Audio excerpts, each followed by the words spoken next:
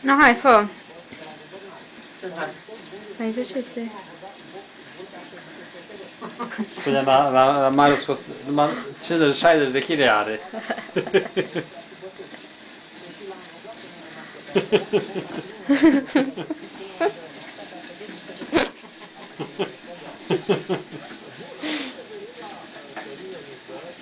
Uite lei dietro che merg bicicleta, glielo vine șans. Mai rugă de făcut. Mă că e pe sus scaunul. Cum să fie sus? Bine, e pe sus, că te merg lungul picioare. Asta, te vei jos. Perché sto antrenor aici. Se trage. Stai, bă, prieteni.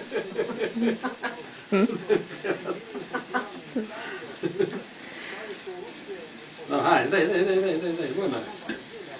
A, făcut ai tu? Făcut alea. Mă tăiei înainte, ce? Ce? Mă tăiei, cum mă duc, nu? Cum? Ce? Cum mă duc? Îi dau apă să...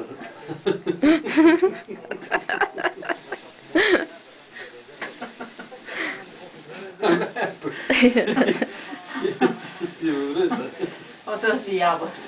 Nu, cât ai făcut? 2 minute și nu mai pot. Nici că ți imaginezi pe bicicletă de aia. Nici că ceva pe bicicletă e ce, normală. Da, că mă ce, nu mă pot ce. Da? Mă că pe sus mă pic. Pe scaun. Că să lasă scaunul mai jos. Mă nu mai pot gardien, că e interesant. Pe drumul, că pentru tine te duci.